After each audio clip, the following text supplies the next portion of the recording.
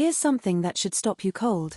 In 2024, researchers discovered that taking a weekly walk, just a walk, outperformed standard antidepressants for mild depression.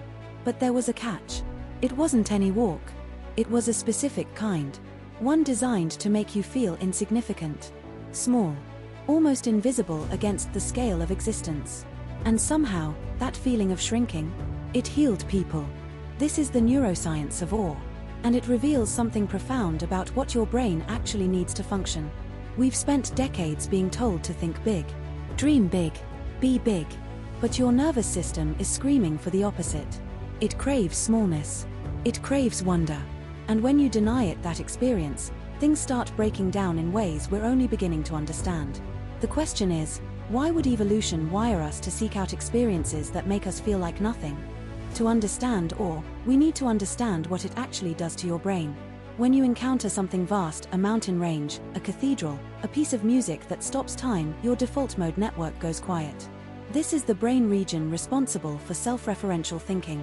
The endless mental chatter about your problems, your past, your future. In awe states, brain scans show this network dim significantly. Your sense of self becomes porous. The boundaries between you and the world start dissolving. Neuroscientist Dacher Keltner at UC Berkeley calls this the small self phenomenon. And here's what's strange. When your sense of self shrinks, your sense of connection expands. People in awe states report feeling more connected to others, to nature, to something larger than themselves. It's as if the brain has two modes. One where you're the center of the universe, consumed by your own narrative. And another where you're a small part of something infinite. Modern life keeps us trapped in the first mode. But we evolved to oscillate between both. Now here's where it gets physical. And this might be the most surprising part. Awe doesn't just change how you think. It changes how your body functions at the cellular level. Running from your brainstem to your gut is the vagus nerve. It's the longest nerve in your body and it controls your parasympathetic nervous system, your rest and digest mode. When you experience awe, vagus nerve activity spikes. Your heart rate becomes more variable, which sounds bad but is actually a marker of resilience. Your breathing deepens. Cortisol drops. But the really stunning finding came in 2015 from researchers at Berkeley. They measured inflammatory cytokines. These are proteins linked to depression, heart disease, and autoimmune conditions. People who regularly experienced or had significantly lower levels of these inflammatory markers. Not people who experienced happiness, not excitement, not even love, or specifically reduced inflammation in ways other positive emotions did not. Your immune system responds to wonder. Let that sink in. So why would this be? Why would feeling small trigger such a powerful healing response? The answer might lie in our evolutionary past. For most of human history, we lived beneath vast skies. We watched storms roll across horizons. We stood at the edge of oceans we couldn't comprehend. Awe was woven into daily existence. And it served a crucial function. When you feel small, you become more cooperative. Studies show that awe increases generosity, humility, and pro-social behavior. People who just watched a video of vast nature gave more money to strangers than people who watched a funny video. In tribal societies, this would have been essential. The individual who felt too big, too important, too central, they were a threat to group cohesion. But the individual who could feel their smallness within the larger whole, they bonded. They collaborated. They survived. Or may have evolved as a social glue, a neurobiological mechanism that dissolved ego for the benefit of the collective. And here's the problem.